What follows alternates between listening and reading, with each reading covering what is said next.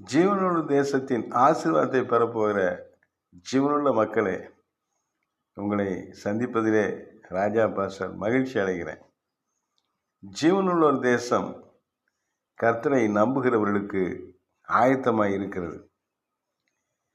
கர்த்தரை நம்பாமல் தானே தெய்வத்தை உண்டாக்கி தானே மார்க்கங்களையும் தாங்களே வழிபாடு ஸ்தலங்களையும் உருவாக்கி வைத்து கொண்டு அந்த நம்பிக்கையை மற்றவர்கள் மேல் திணிக்கிறவர்களுக்கு நியாய தீர்ப்பு காத்திருக்கிறது. மூட பழக்க வழக்கங்கள், முட்டாள்தனமான கொள்கைகளை பரப்பி மக்களை அடிமைப்படுத்தி பாவத்தில் சிக்க வைத்து இவர்களுக்கெல்லாம் நியாய தீர்ப்பு இருக்குது.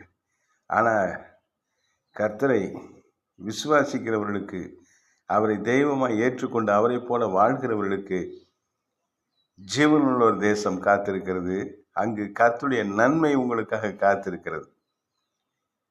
என்ன, எதற்காக இவர்கள் வந்து சொல்கிறாங்க? இயேசு கிறிஸ்துவை பற்றி தெருவில் சொல்கிறாங்க. என்ன சொல்கிறாங்க?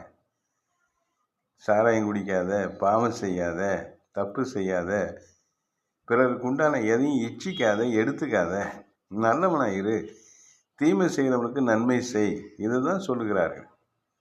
இதை பொறுத்துக்க முடியல. ஆனால் ஜீவனோட ஒரு தேசம் இருக்கே, இந்த அவமானங்கள், இந்த பாடுகளை எல்லாம் கடந்து செல்கிற தேவனுடைய பிள்ளைகளுக்கு ஜீவனுள்ள ஒரு தேசம் கனத்தை வைத்திருக்கிறது, காத்திருக்கிறது.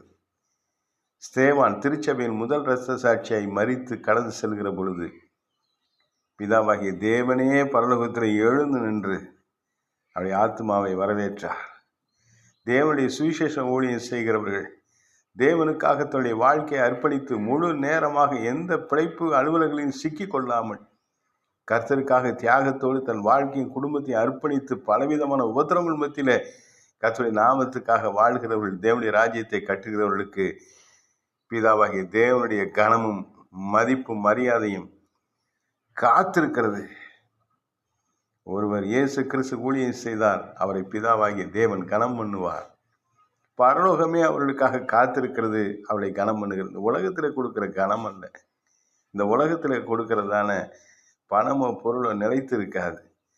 கர்த்தர் கொடுக்கிற கனம் விலையேற பெற்றது. அது நித்தியமானது, நித்திய ஜீவனுக்குரியது. அநேகரை நித்திய ஜீவனுக்கு நேராய் நடத்துவதற்கு நாம் புறப்படும் பொழுது வருகிற தடைகளை கர்த்தர் உடைப்பார். ஜீவனுள்ள தேசத்தின் உரிமையாளர்கள் நீங்கள். அந்த ஜீவனுள்ள தேசத்தை எல்லாருக்கும் தைரியமாய் பிரசங்கியுங்கள். கர்த்தர் உங்களை கனப்படுத்துவார், ஆசீர்வதிப்பார். அல்லேலூயா.